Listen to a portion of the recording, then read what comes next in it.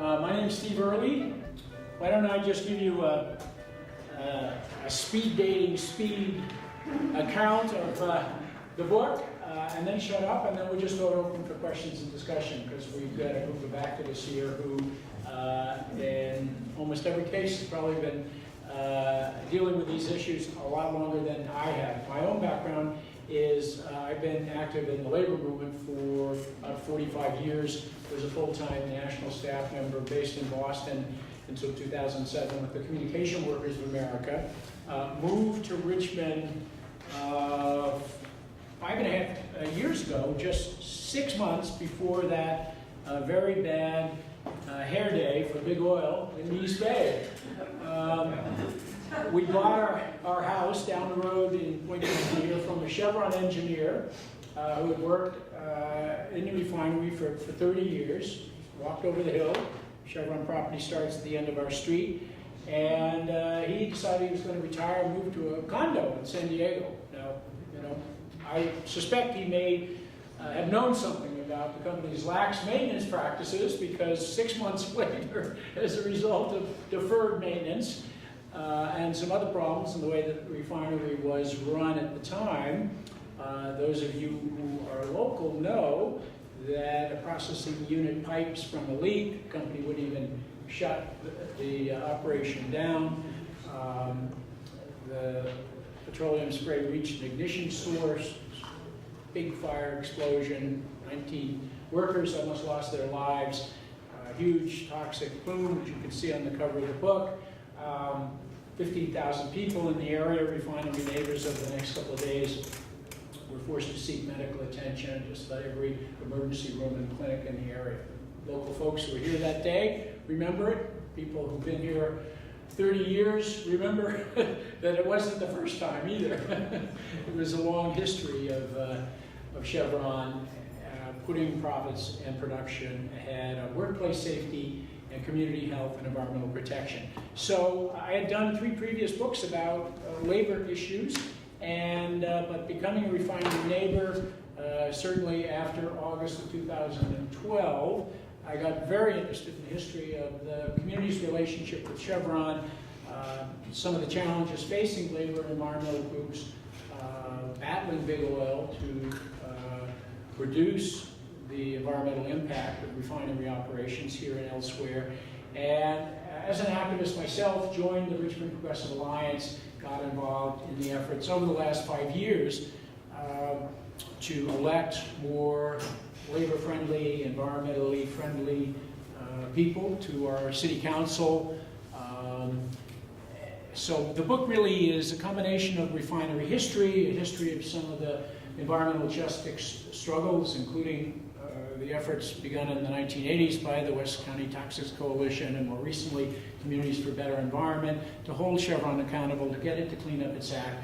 And then a larger story of how 10 to 12 years ago, an amazingly diverse group of Green Party members, Peace and Freedom Party activists, members of 2 or 3 different socialist groups, dissident Latino and Black Democrats, independents, came together, formed this electoral formation, and started running candidates for municipal office. And since 2004, the Richmond Progressive Alliance has won 10 out of 16 races for city council and mayor for an 8-year period. Surprisingly enough, 2006 to 2014, Richmond, despite it being a city of industry, was the largest city in the country with a green mayor.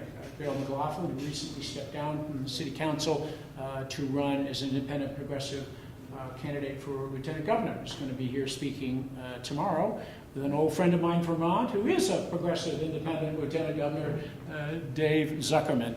So the book is about the refinery, Chevron, environmental justice struggles, the RPA, recent struggles around housing, rent control, the efforts that have been made to make the police in this community more accountable to the people. The community policing chapter, I think, is one of the strongest parts of the book. You know, on the 5th anniversary of the fire, and I'll stop here, I think looking back, we've made some progress in response to this catastrophic event. You know, Chevron recently finally settled and paid more than $1 million in fines to Cal OSHA for the workplace safety violations that produced this explosion and fire. As a result of a very strong blue-green alliance involving the steelworkers that represents refinery workers in Contra Costa County and other parts of the state, including at Richmond Chevron, and environmental groups. California now has greatly strengthened refinery safety rules. It was a 4.5-year rulemaking process that ended this summer. Some progress was being made, as you know, until recently to get our local air quality board to impose stronger emissions curbs. Our corporate Dems in the legislature, along with Governor Brown, cut a deal with the Western States Petroleum Association to renew the cap and trade program, and in an outrageous act of preemption, have tried now to curb air quality boards locally or regionally from imposing stronger emission standards on refineries like Chevron. A big win for big oil if that's not overturned in some fashion. So it's kind of a mixed record, what we've been able to accomplish working together since the fire. One endangered species potentially under the Trump administration is the Chemical Safety Board, the federal agency that investigates refinery accidents, chemical plant explosions. They came in here, did an amazingly effective investigation of the cause of this fire, made some great recommendations. They have no real enforcement power. They can only suggest changes, but the Chemical Safety Board recommendations really became the basis for the Cal OSHA refinery safety rulemaking process, and also became the basis for the steelworkers contract campaign and strike 2.5 years ago, involving 30,000 oil workers around the country, where the union, as I point out in the book, made some very important demands related to safety and tried to really find common ground with refinery neighbors and overcome you know, the divide and conquer strategy of the oil industry, which is to, you know, pit workers dependent on fossil fuel related jobs against people concerned about the fate of the planet and people who've suffered for years from pollution from refineries like Chevron's because they're downwind neighbors. Why don't I stop there and throw it open to questions, comments, discussion, since we don't have a lot of time, and this really should be driven by people's particular interests.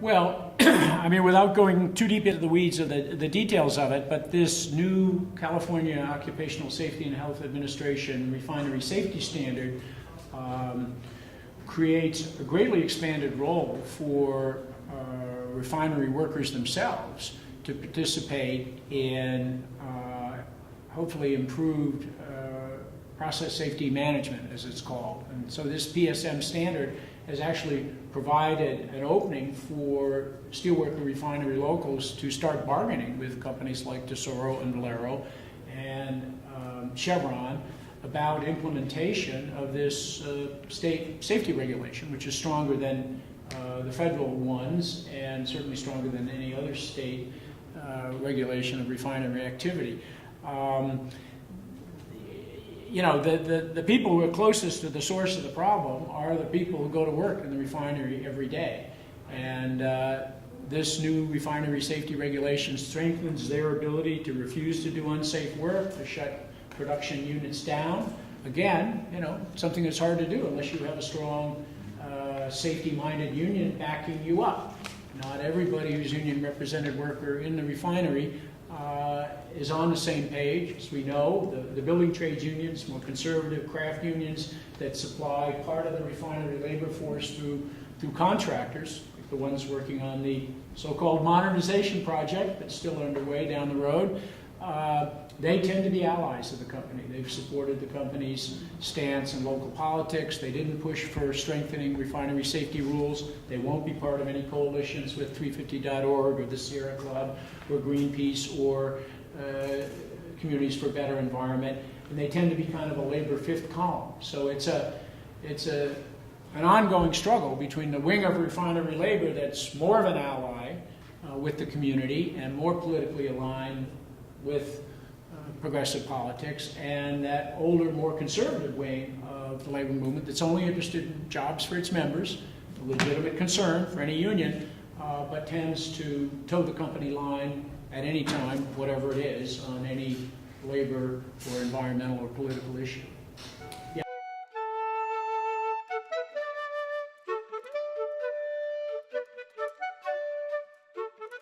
Well, I think it was a combination of things. After the fire, the Brown administration created a kind of joint task force that tried to bring together all of the agencies that do have kind of overlapping and sometimes conflicting jurisdiction to deal with refinery safety and health issues. And there was certainly a lot of lobbying by the industry to weaken the new standard. And you know, there's going to be pushback from the companies in follow-up union bargaining about this, but I think at a time when we're confronted with this other setback, you know, the cap and trade deal, potentially curbing the ability of the air quality boards to impose emissions curbs, which is something that the steelworkers local based in Martinez was, I think, in part an ally in seeking as well. You know, that potentially sets back 3 or 4 years of incredibly important work by Communities for a Better Environment and APEN and all the other groups that have been ragging on the Bay Area Air Quality District Management Board, you know, to step up and do what needs to be done to make these refineries cleaner. That's possible. Yeah.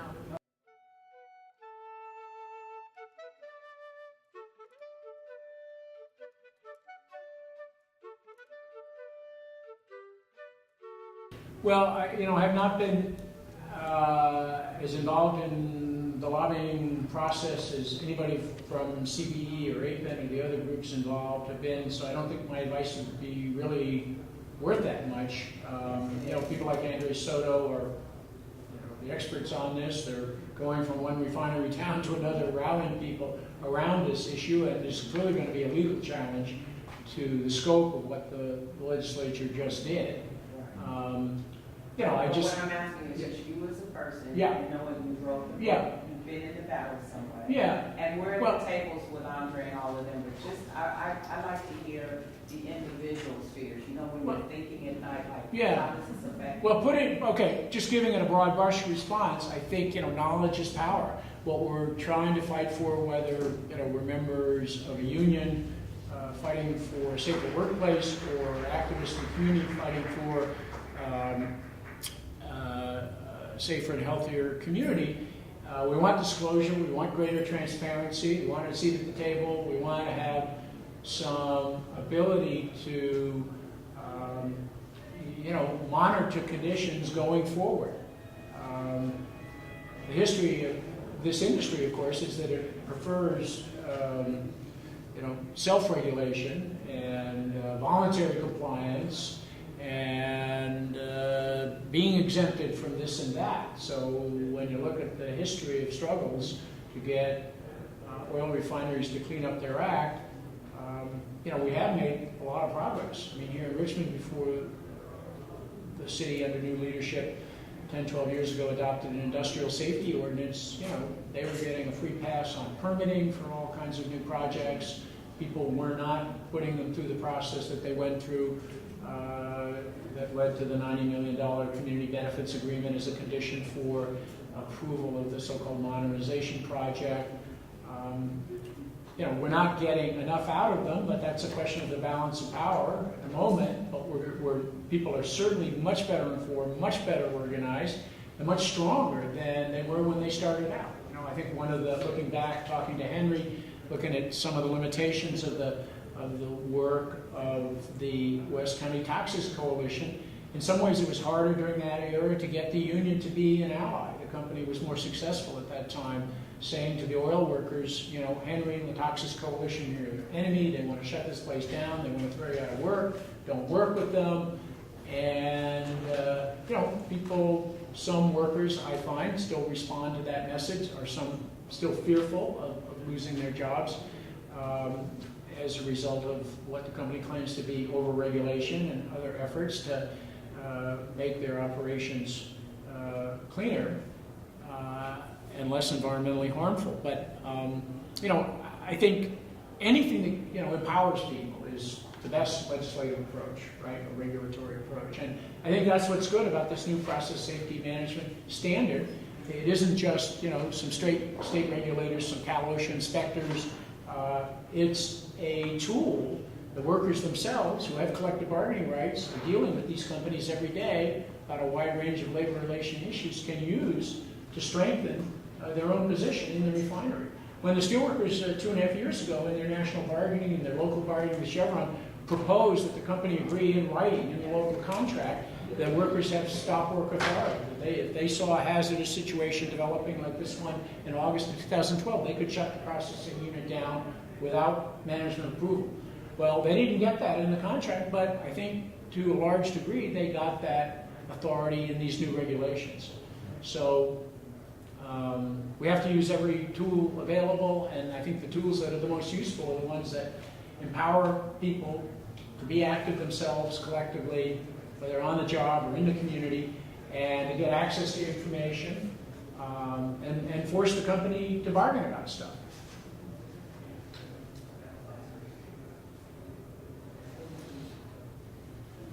Other thoughts? Yes? Well, I went to one of the hearings on cap and trade that Williams number escapes me. I believe it was passed, right? Governor Brown was there. Yeah. Kevin De Leon was there.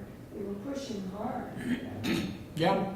And it was from what I know about it, which isn't a whole lot, it was a sellout, to the petrol industry, and it was essentially against our air quality, abilities here, the AT&T U-Verse. And so I just why? I know they have lots of money, they lobby, they donate. I know the oil industry does that, the refineries. But Brown is, he's going to be gone soon. He's got tons of money. I don't know. He said, why can they not do the right thing anymore? Even, I know some of them won't. They're going to be corrupt. But what's your take on why that passed? And it's all over, right? It's not still 398 something else, I assume, that you're talking about. But could you give a little comment on that?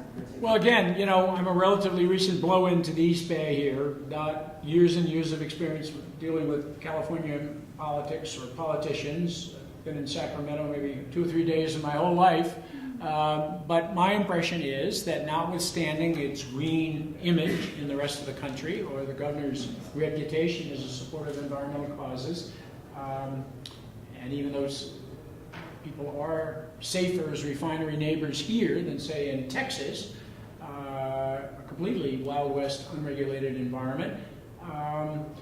The oil industry wields enormous influence. The Western States Petroleum Association, Chevron's lobbying arm, has spent $240, $250 million in the last 10 years just on lobbying in Sacramento, donations to candidates, many of them Democrats, many of them representing minority communities, and of course the independent expenditures. Since Citizens United, the Supreme Court decision that allowed corporations to set up these political action committees that can spend as much as they want, basically, on candidates and campaigns, as long as they're doing it supposedly independently, not giving directly. So the industry wields a lot of influence. And what I note in the book is that they're very good at targeting people in the legislature who represent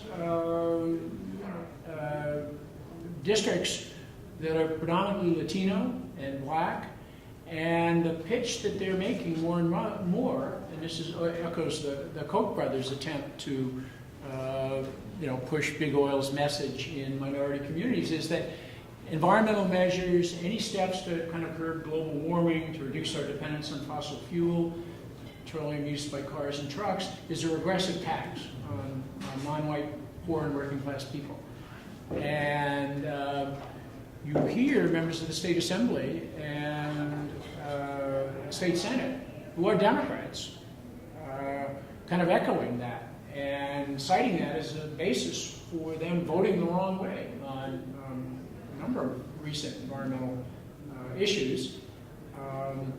So I think the Richmond model of how people in a community that's 80% non-white, poor and working class, was actually able to mobilize itself, organize itself, elect people to office who don't accept business donations, corporate backing, and take a more independent stance, at least at the municipal level, vis-a-vis the company, is the way we got to go at the regional and state level, because we're still up against the problem of regulators who are captive to the industry that they're regulating or overseeing, and legislators who are very much influenced by the huge amounts of corporate money they get from big oil and other business special interest groups. And that's why people running as candidates, as the progressives do in Richmond, corporate-free, not taking money from that source, and building an independent base of small donors, Bernie Sanders style, and a grassroots movement, is really the only counterweight to that. How you spread that statewide is a challenge going forward. But there are people in communities around the state doing similar work, and I think coming to the same conclusion.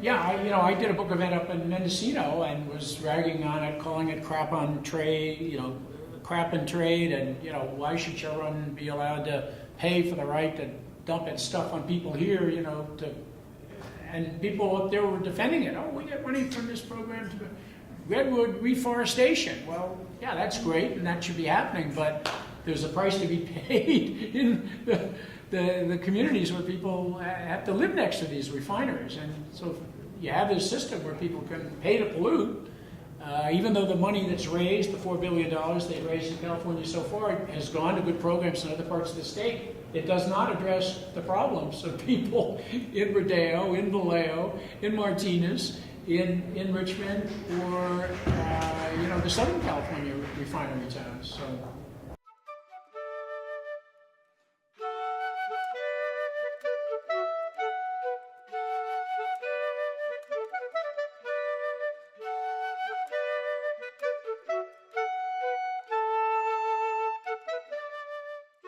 Well, I think the model of building a membership organization where people pay dues to a de facto political party. Our local elections are nonpartisan here. People aren't listed by party affiliation. But we have an alliance that people join to. It runs candidates every 2 or 4 years, but it also organizes around a wide range of labor, environmental, and community issues year-round. So it's kind of a hybrid organization, and candidates run as part of slates or teams or tickets. It's not an individual entrepreneurial decision. I'm going to move up. I'm going to have a great career as a politician. People have to take the no corporate donations pledge. They commit to a common program, and so there's much more leverage for accountability to constituent organizations when progressives get elected to the city council here, get elected. Mayor Scale did for 2 terms until she was turned out. I mean, Ruskell was involved in the meeting we had a couple of months ago. Great meeting, 50 people from 10 communities, from Vallejo to San Jose, with different local formations, some more like the Richmond Progressive Alliance, some more focused on single issues, rent control or environmental activism. All of them running candidates. Ruskell is now chair of a school board as a result of running for office locally, coming out of community organizing or labor organizing.